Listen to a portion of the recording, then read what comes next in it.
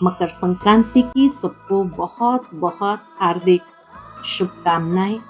मुबारक हो, बधाइयाँ हो। मकर संक्रांति अर्थात परिवर्तन के दिन कहा जाता है। सूर्य मकर राशि की ओर आगे गमन करता है और उत्तरायण में जाता है और यहाँ से दिन परिवर्तन होने लगता है।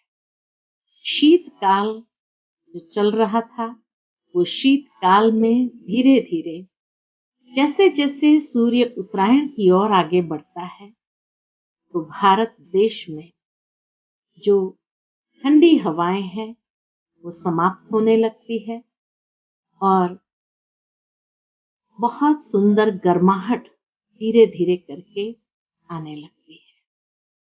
और इसी याद में खुशियों भरा ये त्योहार मनाया जाता है। उत्तर भारत में कई स्टेट्स में इसको उत्तरायण भी कहते हैं, अर्थात कि जब लोग पतंग उड़ाते हैं और पतंग उड़ाते हैं, खूब ऊंची पतंग उड़े, सभी अपने अपने घरों की छत पर जाकर के बहुत खुशी के साथ ये पतंग उड़ाते हैं, सब मिल करके भोजन खाते हैं और ये प्रतीक है हमारी आध्यात्मिक उन्नति का।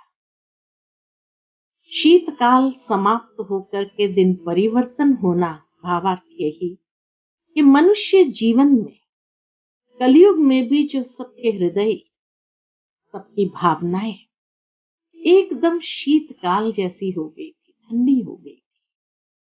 जीवन में खुशियों की गर्माहट नहीं थी, खुशियों का आदान प्रदान नहीं था।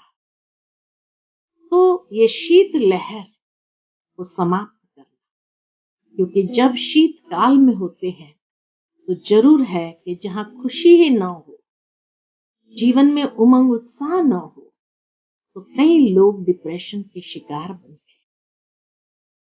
तो ये दिन परिवर्तन अर्थात आवश्यकता है हमारी भावनाओं में परिवर्तन लाने की, हमारे जीवन के अंदर विचारों में परिवर्तन लाने की एक ऐसी क्रांति ले आए जिससे स्वयं के साथ सबकी सहज आध्यात्मिक उन्नति।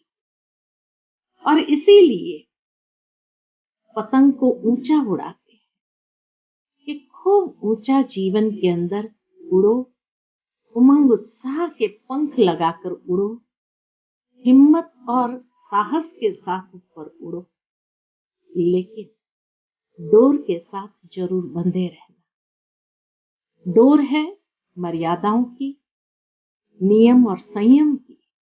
जीवन के अंदर नियम संयम जरूर बना रहे और इस डोर से बंद करके अपनी आध्यात्मिक उन्नति करो। कहा जाता है कि कभी कभी सारे लोग जब पतंग उड़ाते हैं तो किसी किसी की पतंग आपस में उलझती भी है, और उलझती है तो उस समय उड़ाने का तरीका यही होता है कि सहज सुलझ जाए उसके लिए ढील छोड़ देते हैं। ढील छोड़ते हैं तो जैसे रस्सी और से और छोड़ते जाए और उसमें वो उलझी हुई पतंग कभी कभी सहजता से अलग हो जाती है। ढील छोड़ना आवश्यक है। भावार्थ यही कि उस समय अगर कोई खींचने लगे पतंग को और उस डोर को तो कटने की संभावना होती। अब ढील छोड़ने का मतलब है कि जीवन के अंदर कभी कभी बातें ऐसी होती है जो उलझने वाली हो, या कई बार बातें मनुष्य के मन को मन मुटाव या उमंग उत्साह खत्म करने वाली हो। ऐसे समय पर ढील छोड़ना माना लेट गो करना। जितना लेट गो करते जाएंगे उतना हमारी आध्यात्मिक उन्नति तो होती रहेगी, लेकिन वो उलझन भी समाप्त हो जाएगी।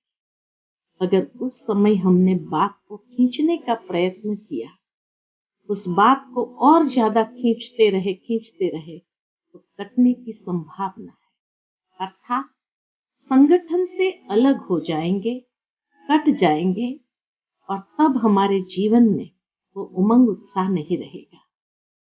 इसीलिए इस दिन पर विशेष लोग तिल गुड़ के लड्डू बना करके एक दूसरे को बांटते हैं और यही कहते हैं कि तिल गुड़ खाओ और मीठी मीठी बातें बोलो।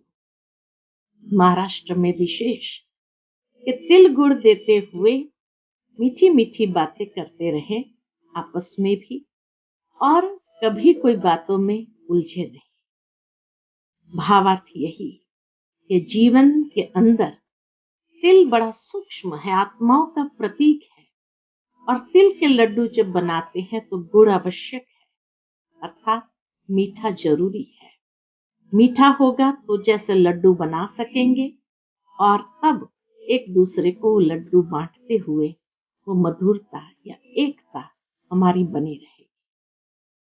तो समय के हिसाब से अब आवश्यकता है कि हम आपस में एक होकर के रहे, एक परमात्मा के संतान होने कारण उस एकता के सूत्र में बंधे रहे, और उसके लिए मधुरतापूर्ण व्यवहार हो एक दूसरे के साथ, और उस मधुरता के आधार से ही हमारा संबंध बहुत मीठा, व्यवहार बहुत मीठा हो। उसी का यादगार है। मकर संक्रांति के दिनों में विशेष कुंभ मेले पर शाही स्नान होता है, और उस दिन विशेष लोग जाकर के उस ठंडे पानी में स्नान करते हैं और अपने जीवन के अंदर पावनता का संकल्प करते हैं। भावार्थ यही कि मकर संक्रांति के दिन इतना पावन है, और जिससे शाही स्नान गंगा जमुना में करते हैं, त्रिवेणी पर करते हैं, अर्थात ये स्थूल स्नान की बात ही नहीं है, लेकिन ज्ञान स्नान की बात है कि परमात्मा जो ज्ञान सूर्य है, उस ज्ञान सूर्य ने जो ज्ञान दिया, उस ज्ञान में हम आत्माओं को स्नान करना है, अर्थात ज्ञान से आत्मा के पापों को भस्म करना है। ये ज्ञान योग ही ज्ञानाग्नि और योगाग्नि है, जिससे हमारे पाप समाप्त होते हैं, आत्मा शुद्ध होने लगती है और पावन बनती है। तो ये दिन विशेष शाही स्नान का बताया जाता है, और इस दिन लाखों लोग भक्त जाकर के स्नान करते हैं।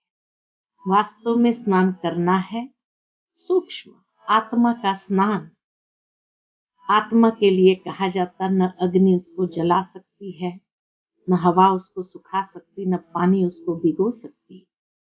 तो आत्मा को पावन बनाने के लिए तो ज्ञान स्नान की आवश्यकता है, और ये शाही स्नान करके हम आत्माएं पावन बने।